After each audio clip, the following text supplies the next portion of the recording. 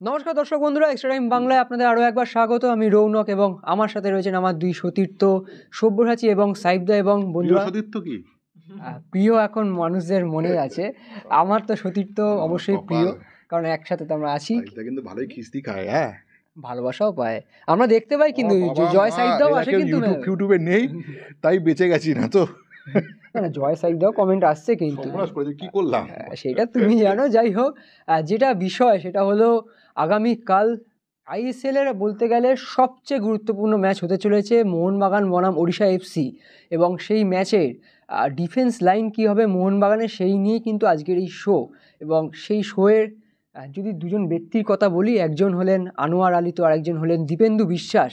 একদিকে আইএসএল এর অন্যতম শ্রেষ্ঠ ভারতীয় ডিফেন্ডার আনোয়ার আলী, এবং অন্যদিকে তরুণ প্রতিভা যিনি সকলের নজর কেড়ে নিচ্ছেন মাত্র দুটো ম্যাচ খেলে, তিনি হলেন দীপেন্দু বিশ্বাস। এই নিয়ে আমরা আগেও ভিডিও করেছি ঠিকই, কিন্তু কার খেলা উচিত সাইদা? একটাই প্রশ্ন, দীপেন্দু নাই। আমরা আগের দিনে খেলা দেখেছি, দীপেন্দু হচ্ছে 3 ব্যাকের সেন্টার ব্যাক ছিলেন। খুব কষ্ট পেয়েছি। একটা 20 বছরের ছেলেকে সিকিউরিটি ছিল না ওর পাশে কোনো ডিফেন্সের, ও 3 জনের একজন ছিলেন, তোমার হেক্টর, শুভাশিস আর দীপেন্দু। অথচ যখন আনোয়ার নামলেন, ভারতবর্ষের সত্যি কথা কি নাম্বার 1 বা নাম্বার 2 একজন সেন্টার ব্যাক, তিনি যখন নামলেন, কোচ তখন তোমার আশিস রায়কে নামালেন। 4 ব্যাক হয়ে গেল গোটা সিস্টেমটার মধ্যে, বরং অনেক সিকিউর ছিলেন। এবং যখন সিকিউর ছিলেন, তুমি যে 4 ব্যাকের মোহনবাগান কিন্তু খেলাটাকে নর্মালাইজ করে দিল। খেলাটার গতিটাকে মনে হচ্ছিল না এটাই তো হাবাসের ফুটবল, অপোনেন্ট ঢুকতে পারবে না, ডিফেন্সিভ অর্গানাইজেশন, এই শেপ, অপোনেন্ট আসবে, ডিফেন্সিভ থার্ডে আটকে যাবে, বাড়ি চলে যাবে, এই যে শেপটা, এই শেপটাকে কিন্তু এই যে খুব স্বাভাবিক শেপ যেটা, সেটা কিন্তু দীপেন্দুর জন্য ছিল না। বরং দীপেন্দুর জন্য যখন 3 ব্যাক ছিল, তখন শুধু এমন একটা ব্যাপার ছিল, ফার্স্ট কোয়ার্টার বা সেকেন্ড কোয়ার্টার বা থার্ড কোয়ার্টারে মোহনবাগানকে গোল করতে হবে। মোহনবাগানের কিন্তু অ্যাটাকিং ট্রানজিশন অনেক ফাস্ট করতে হবে বলে সেখানে মনবীর মাঠে ছিলেন, মাইন্ড ইট। আর মনবীরের অ্যাটাকিং ট্রানজিশন কিন্তু অনেক বেশি, সবাই জানে, স্ট্রাইকার হয়ে জন্মেছেন, ট্রানজিশন অনেক বেশি ইম্পর্টেন্ট, তার ল্যাক অফ ডিফেন্সিভ ট্রানজিশন। অথচ যখন অপোনেন্ট যখন আক্রমণে আসছিল ডান দিক দিয়ে, তুমি যদি দেখো ম্যাক্সিমাম গোল ডান দিক দিয়ে হয়েছে, সেই ডান দিক দিয়ে মোহনবাগানের বিরুদ্ধে, সেই সময় কিন্তু মনবীর ঠিক সময় প্লেসে আসতে পারছে না। খুব স্বাভাবিক, মনবীর কিন্তু ডিফেন্সিভ ট্রানজিশন স্লো, উইক, বা তার ডিফেন্সিভ ট্রানজিশনে অত বেশি নজর নেই, ধ্যানও নেই, কোচেরও নেই, বরং কোচের অনেক বেশি। এবং এই দুটো রোল প্লে করতে গিয়ে মনবীরের যেটা হচ্ছে, মনবীর কিন্তু পজিটিভ ট্রানজিশনের রোলটাও সামহাউ খেয়ে হারিয়ে ফেলছেন। সেটা ডিফারেন্ট, আমি ওটা নিয়ে আলোচনা করছি না। কিন্তু আলোচনার মেন জায়গাটা, দীপেন্দু কিন্তু 3 ব্যাকে খেলতে গিয়ে যেটা হয়েছে, দীপেন্দু কিন্তু অনেক বেশি ঝড়ের মধ্যে পড়েছে, ধাক্কার মধ্যে পড়েছে, এবং সেই সঙ্গে অপোনেন্ট যে স্পিডে খেলা শুরু করেছিল, সেই স্পিডটাকে রেগুলেট করতে মোহনবাগানের সময় লাগছিল। তার মাঝখানে মোহনবাগান ফার্স্ট গোল খেয়েছে, মোহনবাগান গোল করেছে, দীপেন্দুদের ওপরে কিন্তু প্রেশারটা এসছে। শুধু দীপেন্দু বলবো না, যদি প্রথম গোলটা আমি পেনাল্টি ধরে নিচ্ছি পেনাল্টি, প্রথম গোলটা পেনাল্টি, যে পেনাল্টির ধাক্কাটা যখন গেল, দেখো প্লেয়ার একটা পড়ছিল, তার মধ্যে হাতে লেগেছে, খাতায় কলমে পেনাল্টি, রুলবুক বলছে পেনাল্টি। দ্বিতীয় গোলটার ক্ষেত্রে হেক্টর তো উঠে নেমে গেল, হেক্টর তো ফ্লাইট যদি মিস না করতো তাহলে দীপেন্দুর উপরে এসে পড়তো না। দীপেন্দু তো সামহাউ একটু এগিয়ে ছিল, তারপরে একটা প্লেয়ার ওর সঙ্গে যে গায়ে ছিল, দেরি হয়েছে, দীপেন্দু ডিসব্যালেন্স হয়ে গেছে। ফিজিক্যালি ফুটবল সবসময় গায়ে এখন হয় না। অনেকে বলছে যে ওর বডি কম বা বয়স কম, আর একটু দেখো পুরোটা অভিজ্ঞতা অবশ্যই। আর ম্যাক্সিমাম ডিফেন্সটা হয়েছে তোমার অ্যান্টিসিপেশনে, সেই অ্যান্টিসিপেশনের কোয়ালিটি যথেষ্ট ভালো।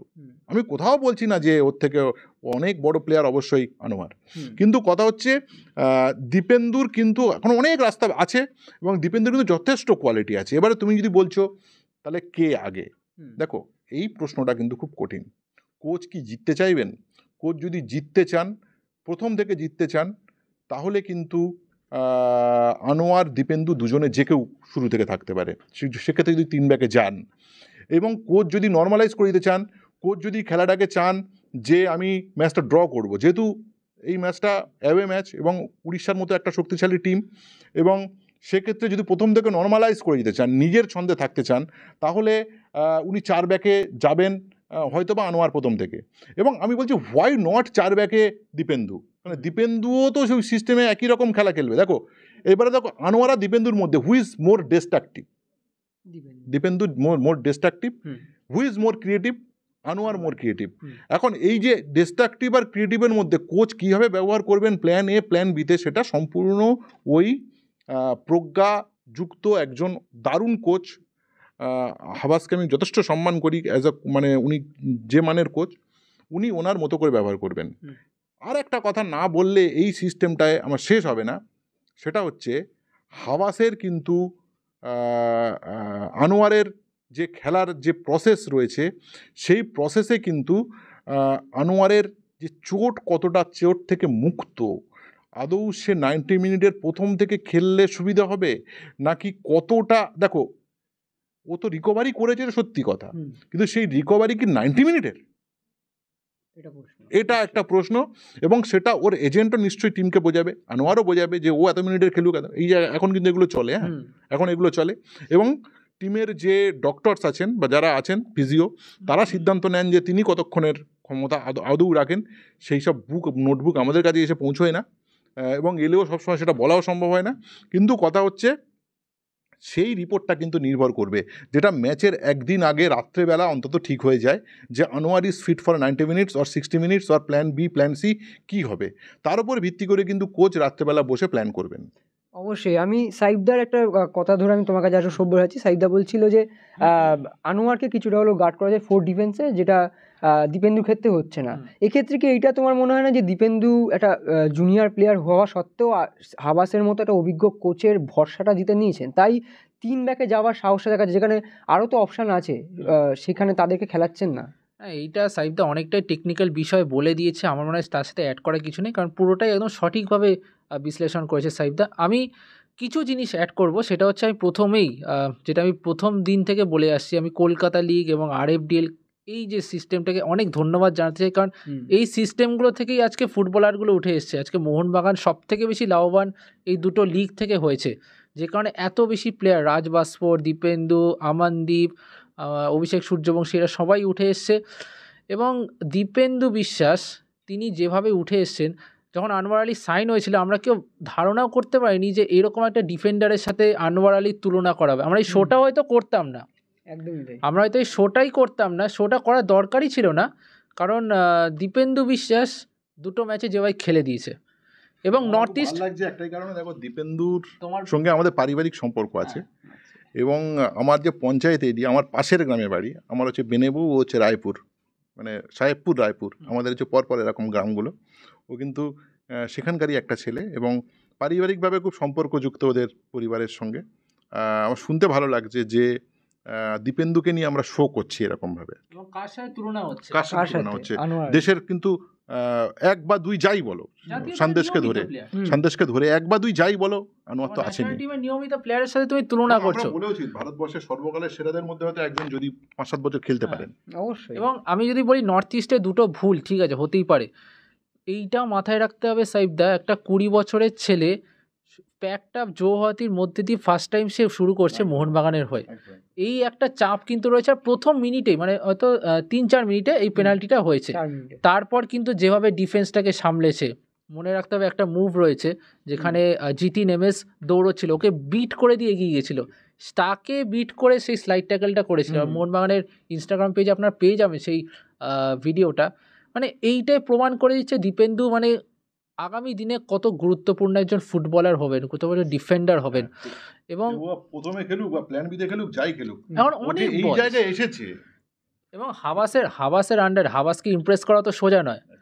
একজন হুগো বুমোস, তাকে তো ছাড়তে হলো একটা কারণে, সেখানে দাঁড়িয়ে কিন্তু হাবাসকে ইমপ্রেস করে তার জায়গায় ফার্স্ট 11 এবং আমাদেরকে সাইফদাকে ইমপ্রেস করে, কারণ এই আলোচনাটা কিন্তু হচ্ছে এই জায়গা, এই আলোচনাটা।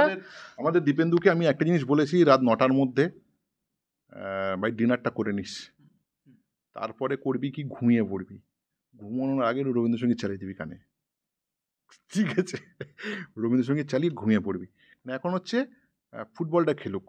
আর মনোজিৎদা ওকে বলেছে কোন কাগজের হেডলাইন হচ্ছে, এক্সট্রা টাইমে কি লিখছে, কি বলছে, কোনো দরকারই নেই, দেখার দরকার নেই। যদি দীপেন্দু এই মুহূর্তে ভিডিওটা দেখতে থাকো, অবশ্যই বন্ধ করে নাও, রবীন্দ্রসঙ্গীত চালিয়ে দাও। এবং এইটাই তো দরকার। মানে আজকে আমরা দেখি যে কত ফুটবলার তারা অনেক দামি গাড়ি নিয়ে আসছে, এরকম ঢুকছে, সেখানে দীপেন্দু একা দিব্যি হেঁটে হেঁটে আসছে। আমার এইটা দেখে অবাক লাগে। এবং যখন লোকে ছবি তুলছে, সাহালের ছবি, গ্লেনের ছবি, তখন পাশ দিয়ে দীপেন্দু হেঁটে যাচ্ছে, কেউ চিনতেও পারছে না। আশা করি আগামী দিনে চিনতে পারবে, সেই পারফরমেন্সও দেবে এবং এইটাই আশাবাদী। হয়তো ওড়িশা ম্যাচে হয়তো আনোয়ার শুরু করলো, হয়তো দীপেন্দু শুরু করলো, ডাজন্ট ম্যাটার, কিন্তু দীপেন্দু এই জায়গায় এসছে, আলোচনার জায়গায় এসছে, এটাই বড় ব্যাপার। একদমই তাই। এবং ভিডিওটি এখানেই শেষ করছি। এবং আপনাদের কি মত ওড়িশা ম্যাচে কার খেলা উচিত এবং কে শুরু করা উচিত, দীপেন্দু নিয়ে আপনাদের কি মতামত অবশ্যই কমেন্ট বক্সে জানাবেন। এবং ভিডিওটি ভালো লাগলে লাইক করুন, শেয়ার করুন বন্ধুদের সাথে, এবং এখনও পর্যন্ত যদি সাবস্ক্রাইব না করে থাকেন সাবস্ক্রাইব করুন। এবং দীপেন্দু অবশ্যই রবীন্দ্রসঙ্গীতটা শুনবে। নমস্কার। Extra time.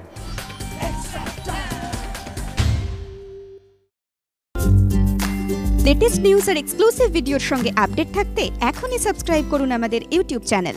বেল আইকনে ক্লিক করতে ভুলবেন না যেন।